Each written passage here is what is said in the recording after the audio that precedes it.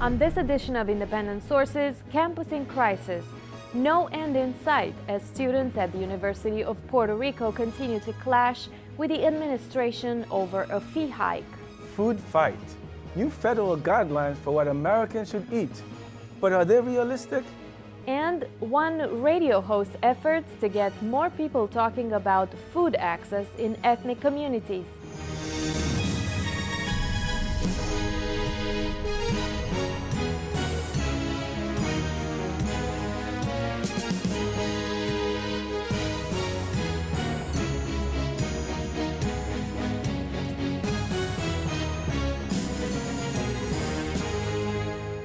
Welcome to Independent Sources. I'm Gary Pierre-Pierre. And I'm Diana Ravinka. Things have gone from bad to worse at the University of Puerto Rico. First, students clashed with campus police. Then professors went on strike, and most recently, the university president resigned amidst the turmoil. The students and the administration have been fighting over an $800 fee imposed on the students to reduce the university's budget deficit. The students and their supporters argue that there are other ways to address the UPR's budget crisis. The two sides are at a stalemate, and tensions have continued to rise. I sat down with a Puerto Rican government representative, Luis Balzac, and a pro-student activist, Angel Gonzalez, for a very heated debate about the university and its current woes. Thank you both for being here today.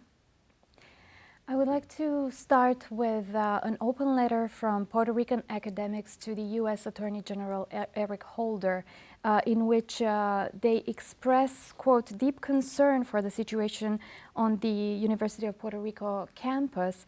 And in describing what's going on, they say that, quote, a massive deployment of police presence is there, including a private security contractor and fully armed SWAT units.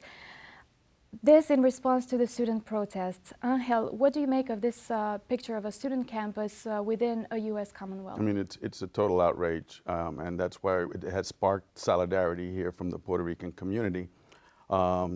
To occupy a university with such immense force, evidence of torture, and if you look at the videos, not only just physical tortures and arresting civil disobedience. What kind of torture are you talking about? There's pressure points around the throat which blocks the blood to the brain, and they're trained in those kind of tactics. They've hired goons from poor communities, people that are unemployed, paying them cheap rates to attack their fellow brothers and sisters on campus. People from poor communities that can't even get into the university because they're poor.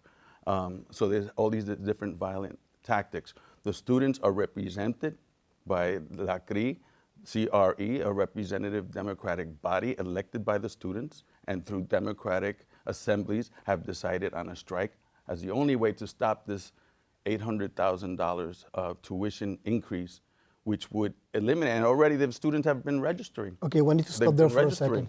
Gentleman just said $800,000. No, I'm sorry, I stand corrected, $800. But in addition yearly. to that, I don't think the gentleman next to me is an expert in saying things about tactics, about the throat and stuff like that. But I don't think he's... Oh, it's evidence. The American Civil Liberties Union of Puerto Rico, William Licenciado, a licensed lawyer, who has documented, and if Mr. Balzac would just check the videos, it's evident, not only that, but sexual fondling of women, and you could see the videos. I invite you to our websites. It's evidence there, fondling women and arresting them, and not just once. That's totally abusive force on women. You know, so that's now a new signal that my breasts are mine and nobody should be touching them. That is what is occurring in Puerto Rico. That is the violence that is perpetrated against students that are democratically trying to get freedom of expression, freedom of assembly, democratic rights that are now, they've passed the law in Puerto Rico. So let's set the record ahead, straight. Louis, Let's set the record straight. First of all, the University of Puerto Rico is currently open, the students are registered, and the business of studying is going perfect. What about... There is only about 1% of the student body that is demonstrating. And like he said, yes, the videos are there. The demonstrations that are being organized in Puerto Rico are violent in nature. There is vandalism, and that type of behavior is not tolerated here in the United States, here in New York City, or in Puerto Rico. But SWAT teams and police? That is a response to vandalism, that is a response to terrorism conducted by the students that have organized, and the videos are online. Now I will tell you something, and I will explain it very clearly, because our audience here are students from CUNY and are also the educators at CUNY. In Puerto Rico, the Pell Grant covers the entire cost of tuition for the students. It does not only cover the entire cost of tuition, but there is also a leftover amount that students can use for their daily living and expenses of transportation and other related Not all expenses. students, though. That's a fabrication because Well, the tuition. excuse me, I didn't interrupt you. No, not all the students. The students that actually apply for the Pell Grant, about 70% of the students in the University of Puerto Rico receive Pell Grant, and half of them receive the total amount. I would like to ask your audience, CUNY students, ask yourself, which of your CUNY students is able to get a Pell Grant that covers 100% of their cost of tuition? If you can answer that question, because I know that in the United States, no Pell Grant covers the entire That is a total falsification. In Puerto Rico, let me explain something, because I didn't interrupt you. I think you should ask the students in Puerto Rico, and Puerto- they will be here, in Puerto and I will Rico, welcome you to invite them It to is public speak. information. Okay. It is public information that the cost of tuition in Puerto Rico is $1,300 for a semester. Okay, and but that the Pell cost Grant of is living, $5,500 for a grant. and the cost of living is much lower than Exactly. in That the point is United States. it's very important that you raise Let's that clarify point. something. The Wait, cost of living. Okay, let's Wait, leave that. I think we need All right. sort of a Well, deeper We're talking about answer. we're talking Sure, about sure, academic, sure. and the Pell Grant is meant for the academic expenses. Pell Grants are not intended to pay for all the living expenses. The Pell Grant, if you read the information about Pell Grant, they are intended to help the students All right. with their cost of academic. Allow me to ask this question now. Leaving these Pell Grants aside, we're still talking about an increase in tuition of $800 For a year. and That's a $400 student, per semester. sure, for a year. A student spokesperson has said that while this tuition is being imposed on students, a private contractor, security contractor, was hired for $1.5 million. Are you putting a price on the security of the people? Have you seen the videos of these students okay. conducting vandalism and criminal acts? Let me explain something. It is very important that the police in Puerto Rico and the private security are able to secure and keep those students. We're talking about over 98% of students who want to attend school, and this minority of students are vandalizing and terrorizing those This is, students. All right, now we- They again, deserve to be protected. Okay. And One that second. investment One is second. extremely important, because those other students, 98% of them that want to be able to go to school, they deserve to be Well, protected, and they deserve to be safe. Just that one safety second. Can we cannot be put into Okay. dollars. We'll have Angel respond. First of all, throughout Latin America and Europe, there's a respect for the autonomy, for the right to dissent on a campus. On the University of Puerto Rico, very little violence occurs in the normal functioning of a day. In this particular case with the strike, there's a strike that has been forced because it is a violent attempt through legislation to take away the right, the human right, the democratic right to education to 10,000 students. Already, close to 10,000 haven't even registered in this semester.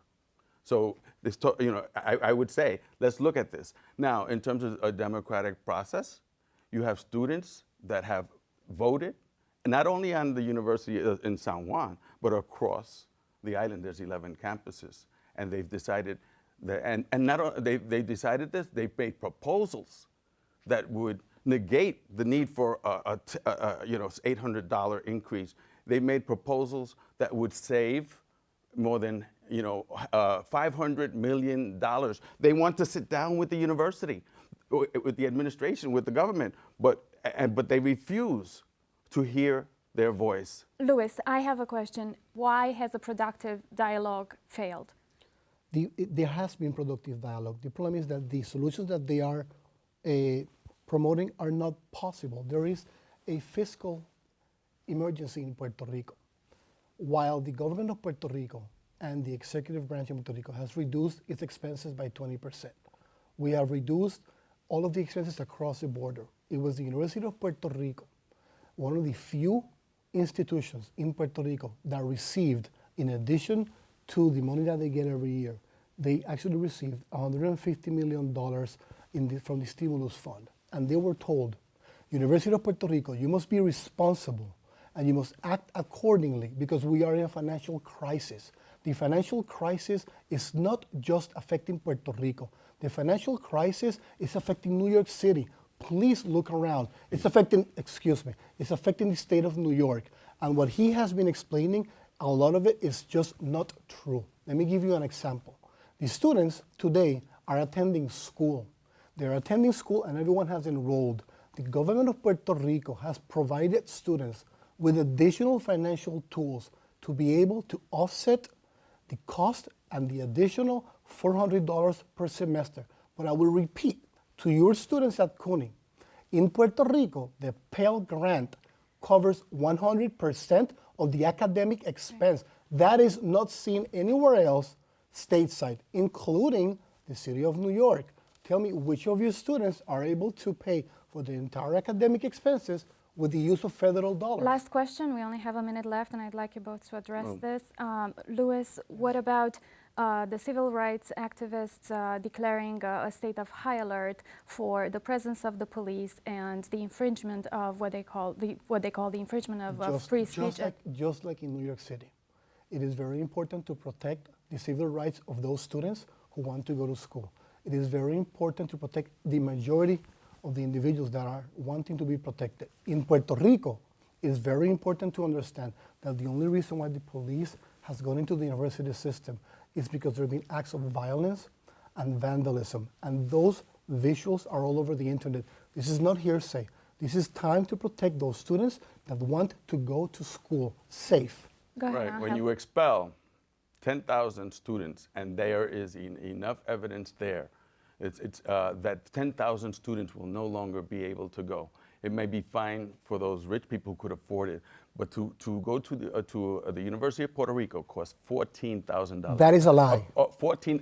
If you go to the university, but please don't that interrupt. That is a lie. Please do not interrupt. No. That's totally disrespectful. That's the same attitude. Excuse me. Rico, the same attitude.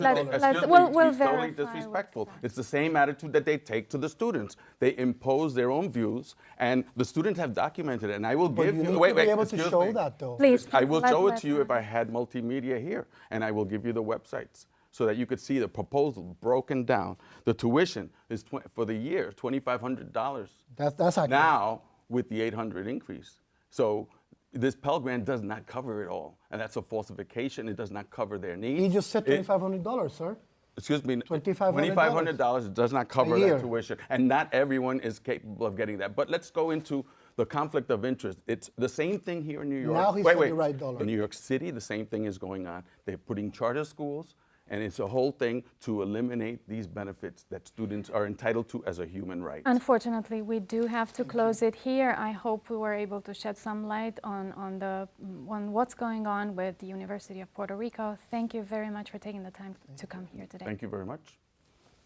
Still to come on Independent Sources, are new guidelines enough to save Americans expanding waistlines? Before that, Marlene Peralta has some other news. Thanks, Vianora. Here's a look at some headlines from the ethnic media. The Amsterdam News reports that specialized high schools in New York City are no home for Black and Latino students. This is according to a recent report from the New York City Department of Education.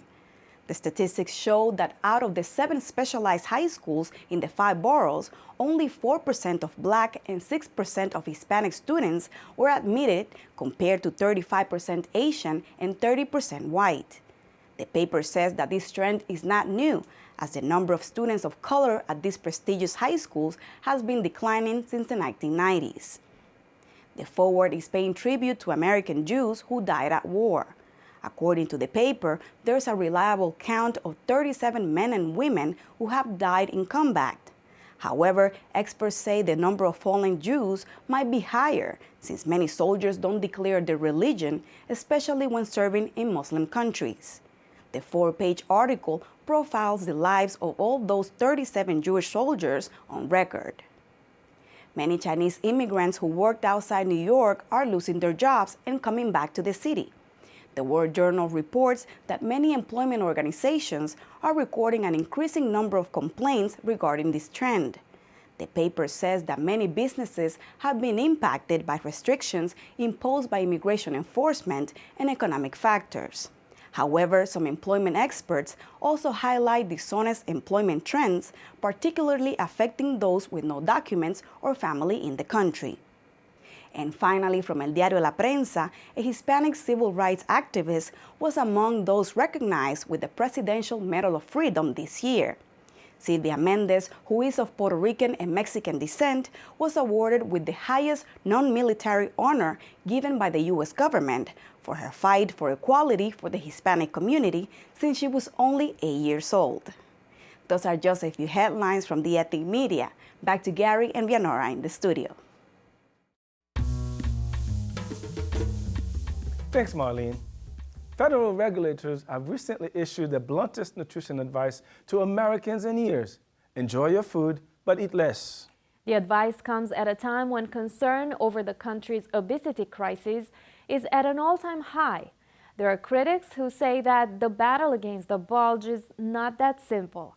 They contend that people need access to affordable and healthy food before any progress can be made. I sat down with Joe Berg of the New York City Coalition Against Hunger and Kristen Mencinelli of City Harvest to talk about the most recent dietary guidelines for Americans and some of the issues of food access in the city. The dietary guidelines for Americans were just released recently. Kristen, can you tell us what are they? Sure. The Dietary Guidelines for Americans are really a policy document. So they give direction to federal nutrition programs and also to provide language for nutrition education materials. They're not necessarily for an individual to take and follow word for word, although eventually it would be nice if we had an environment where people could do that. What are they specifically telling people to do? In this version, actually, there are really specific recommendations around reducing calories and eating less. It actually says eat less. There's also a recommendation to replace sugary beverages with water. There's also a stronger recommendation around fruits and vegetables, specifically to make more than half of what you eat fruits and vegetables. So those are some of the key changes this time around. Joe, the operative word here is recommendation. What happens next? Well, these recommendations are very positive, but we have to remember that fully 50 million Americans, including 1.4 million New York City residents, live in homes that can't afford enough food. So much of the food recommended under these ideal guidelines is either unaffordable or unavailable in low-income neighborhoods. So the New York City Coalition Against Hunger is very focused on continuing to fight for policies that make sure not only do we give people information about more nutritious food, that they actually have the economic ability to buy it and the physical ability to get it in their neighborhood. Well, City Harvest, from what I understand, Kristen, has a program that addresses these issues. It's called, I believe, Mobile Market. Tell us a little bit more about that. We do, and I would agree with what Joel says. I mean, the food has to be there and people need to be able to afford it. So City Harvest has a free produce distribution that happens 6 times a month in specific neighborhoods, South Bronx, in Staten Island, and Central Brooklyn. And it's called Mobile Market, and just like you said, you know, people can come and get free produce because there isn't a lot of produce in those neighborhoods. You know, food is as much a part of politics as anything else. Why has it been so difficult for us to curb obesity and poor nutrition in general? Hunger and obesity are often flip sides of the same malnutrition coin. If low-income people can't afford the most nutritious food, if they can't find it in their neighborhood, they are going to have to rely on whatever is available, whatever is affordable, which is often something that's going to quickly fill their belly, but much less good for them nutritiously. And the whole problem is the political powerlessness of low-income people in America. This nation is giving ever more tax cuts to the mega-rich. We find ways to finance a whole lot of foreign adventures costing $1 billion a month. Talking about wars. Yes, but when it comes to food for low-income Americans, we have a deficit. Oh, we can't afford this. Look, poor nutrition costs this country hundreds of billions of dollars a year. Sure. We could get everyone good nutrition for tens of billions of dollars a year. That's just a smart investment, but because poor people don't have political power, we're not making that investment. But how much is food lobbying efforts undermining all of that? Chris? Well, one thing I want to point out in the dietary guidelines actually is that for the first time there's a call to action to use environmental strategies to address this particular issue of Americans being obese and not having access to healthy food. And that's a real shift from before where the onus was on the individual exclusively. So in the document they call for governments, organizations, communities, et cetera, to work together to develop environmental change strategies, some of which we're doing here in New York. A lot of organizations are working on that. So changing the food retail environment, the Healthy Bodegas initiative, having fresh produce in bodegas, the green carts that you talked about earlier. So some of those things are very real kind of integral strategies to getting the environment to support people making healthier choices as recommended in the guidelines. I will say many food companies actually agree with us. First of all, it's in their economic self-interest to give low-income people more food purchasing power, and some of the more forward-thinking companies have actually improved the nutritional labeling, have actually improved the quality and nutritional value of the food they're providing. So we all have a lot of work to go, but there are some hopeful signs even in the food industry. Well, Kristen, how successful has these programs been? In fact, in New York City, do we see a reduction in high blood pressure, hypertension, obesity? I mean, how do you measure the success of these programs? Well, those are indicators that you have to measure over a very long period of time, lifetimes. And so right now we don't have data to show such a change in a short period of time. But we are, what we do have is an increased attention to creating environments where people can access affordable, healthy food.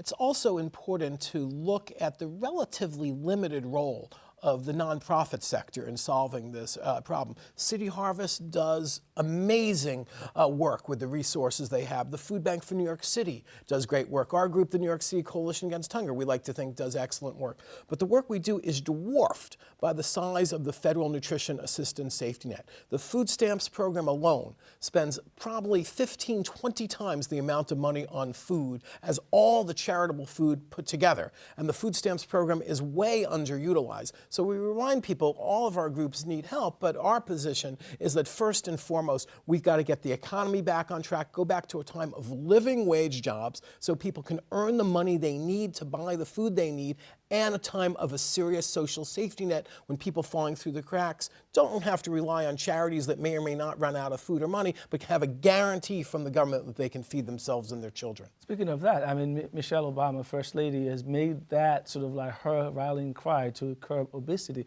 How much of an ally has she been in this fight? I mean, Michelle Obama has done a tremendous job in raising the issue of childhood obesity. One thing that she's really a proponent of is improving the healthfulness of school meals.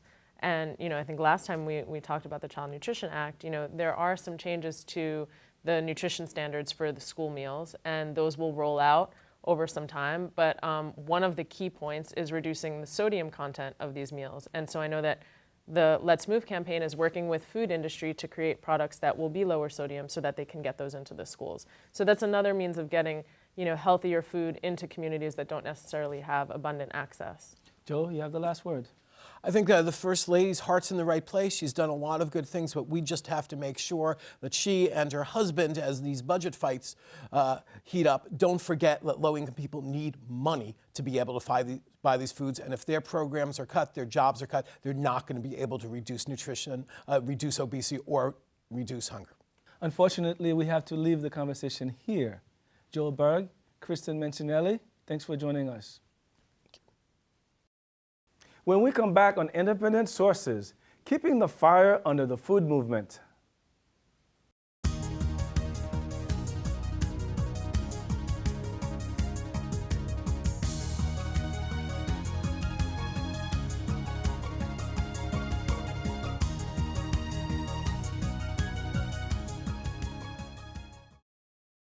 And finally from us tonight, radio host Nicole Taylor is trying to get more people talking about the food movement.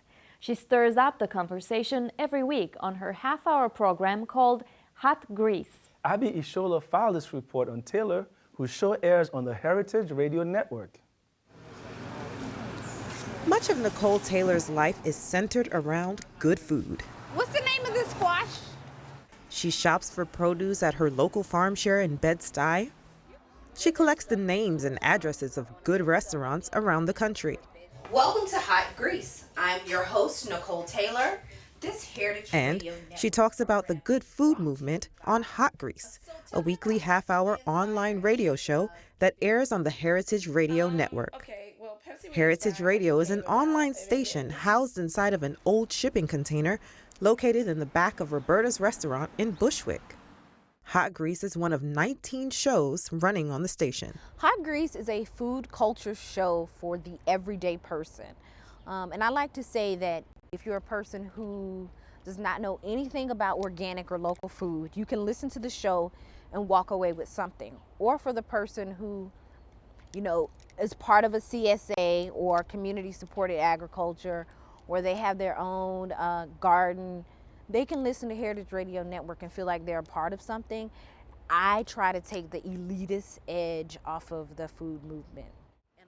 In 2009, the Athens, Georgia native found out about Heritage Radio and their mission to produce radio programming that promotes sustainable agriculture.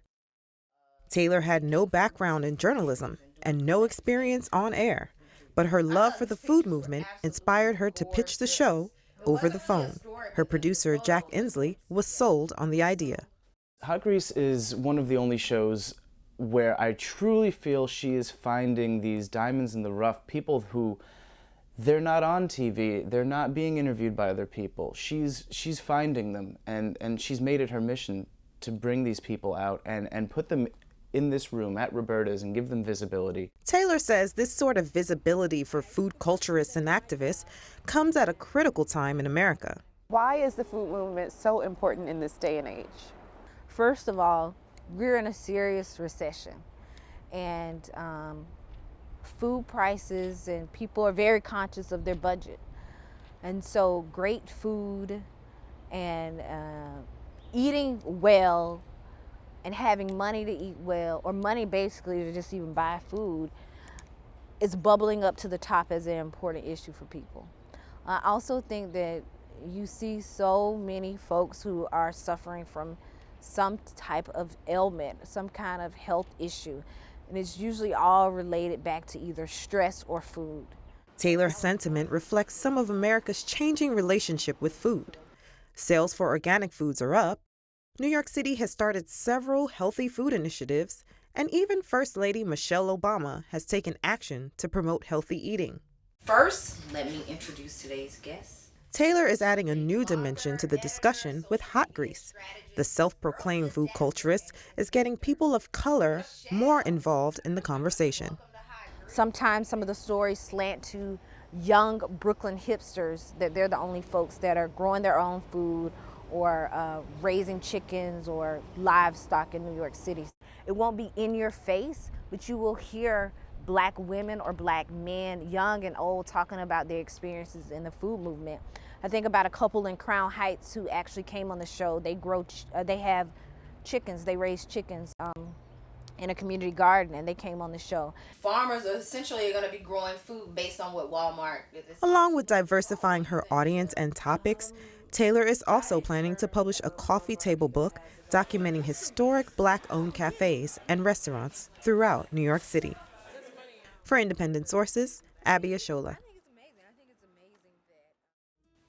That's our show this week. Thanks for staying with us. We invite you to join us again next time. In the meantime, be independent-minded.